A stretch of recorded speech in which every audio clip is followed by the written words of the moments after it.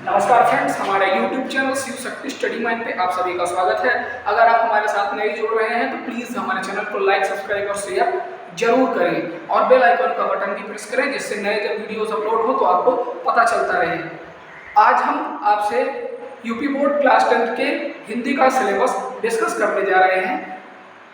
इसमें हम अभी स्टार्टिंग में आपके से फर्स्ट पोर्शन यानी खंड अ या सेक्शन ए का सिलेबस डिस्कस करेंगे, यानी जो ग्रामर पोर्शन है आपका हिंदी का वो हम यहाँ पर डिस्कस करेंगे।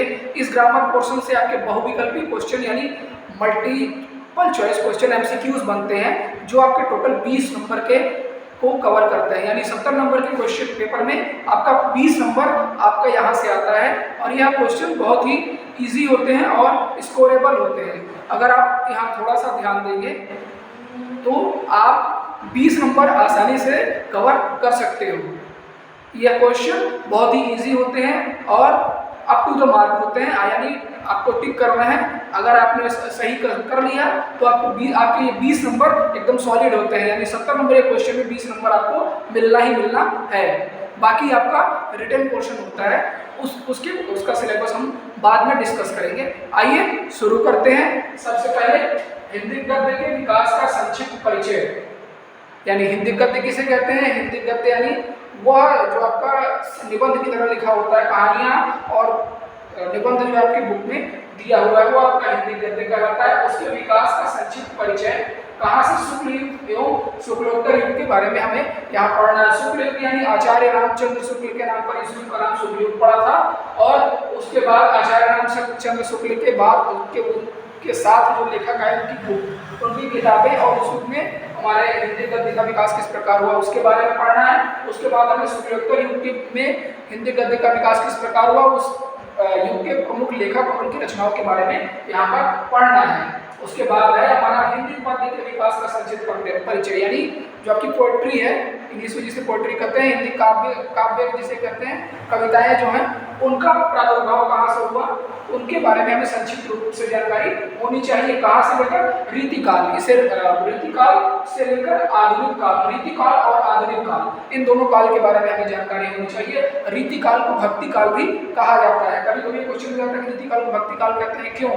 क्योंकि उसमें जो संत थे या जो कवि थे वो सब भक्ति मार्गी कविताएं किया करते थे, इसलिए रीतिकाल को हम भक्ति काल कहते हैं। कबीरदास, रैदास, तुलसीदास, ये सारे के सारे रीतिकाल या भक्ति काल के कवि हैं। आइए हम इसके बारे में आगे डिस्कस करेंगे। उसके बाद आपका वाक्य का स्वरूप है, मतलब किस तरह से आपका वाक्य होना चाहिए, उसका ऑर्डर कैसा होना चाहिए। जैसे आप इंग्लिश में मिसलेनियस वर्ड्स होते हैं उनको सेट करके सेंटेंस का प्रारूप बनाते हैं, तो वाक्य का स्वरूप कैसा होना चाहिए इसके बारे में हम संक्षिप्त रूप से हमें पता होना चाहिए। इस पर हम विस्तार से चर्चा आगे आने वाले इस सब्जेक्ट की वीडियो, इस टॉपिक की वीडियो पर करेंगे। इसके बाद आपका वाच्य आता है, जैसे आपके इंग्लिश में एक्टिव वॉइस और पैसिव वॉइस होता है, हिंदी में उसे वाच्य कहते हैं। एक्टिव वॉइस और पैसिव वॉइस को हिंदी में हम कर्तवाच्य और कर्मवाच्य कहते हैं। दो प्रकार के वाच्य आपको पढ़ने पड़ेंगे, उनका प्रयोग कहाँ किया जाता है, वाच्य परिवर्तन हम हिंदी में कैसे करते हैं, इसके बारे में हमें यहाँ पढ़ना है। इससे भी क्वेश्चन आपके पुटअप होते हैं। वाच्य कौन कौन से होते हैं? कर्तवाच्य यानी कर्ता प्रधान, कर्मवाच्य यानी कर्म प्रधान। आइए अगला होगा आपका पद परिचय। पद किस प्रकार के होते हैं, उनका परिचय। विकारी एवं अविकारी शब्द, ये हिंदी पद्य साहित्य में आता है। पद्य का परिचय मतलब कौन सा पद्य किस प्रकार का है, और विकारी एवं अविकारी शब्द, कौन सा शब्द विकारी है और कौन से अविकारी है, मतलब एकदम शुद्ध है। उसके बाद आपका संस्कृत व्याकरण में, इसमें आपको सर्वनाम शब्द में पद और युष्मत शब्द के रूप, आपको इनका रूप और इनके बारे में पढ़ना है। उसके बाद आता है आपका काव्य सौंदर्य के तत्व। काव्य सौंदर्य के तत्व में हमें सबसे पहले पढ़ना पड़ेगा रस, जिसमें आपको हास्य रस एवं करुण रस, हास्य रस एवं करुण रस दोनों एक दूसरे के एकदम अपोजिट होते हैं। हास्य रस का स्थायी भाव हास और करुण रस का स्थायी भाव करुणा होता है।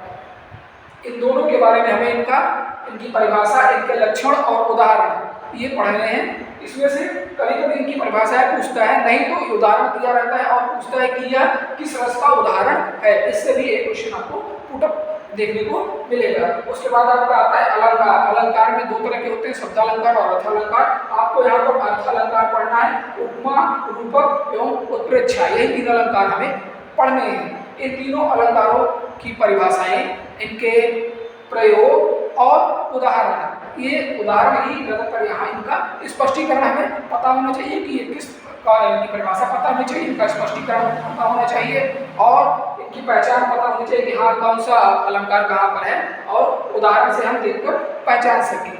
उसके बाद आता है आपका छंद। छंद में आपको रोला एवं सोरठा ये दोनों छंद ही पढ़ने हैं। रोला एवं सोरठा ये दोनों छंद आपको पढ़ने हैं। उसके बाद आपका आता है हिंदी व्याकरण।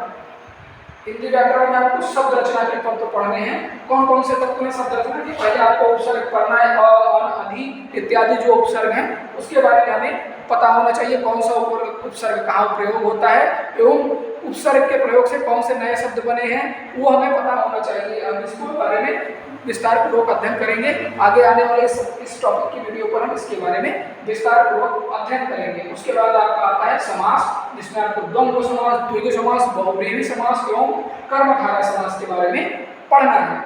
उसके बाद आपका आता है तद्भव, तत्सम एवं पर्यायवाची शब्द। ये आपके हिंदी व्याकरण के वो शब्द हैं, वो सिलेबस है जो आपका खंड अ या बहुविकल्पी प्रश्न जिससे बनते हैं और 20 नंबर आपका 70 में से 20 नंबर आपका कवर हो जाता है। अगर आप इस पर ध्यान देंगे तो ये बहुत आसानी से कवर हो जाता है। बस इतना ही पढ़ लीजिए और आपका 20 नंबर हिंदी के पेपर में श्योर एंड सर्टेन कंफर्म हो जाता है।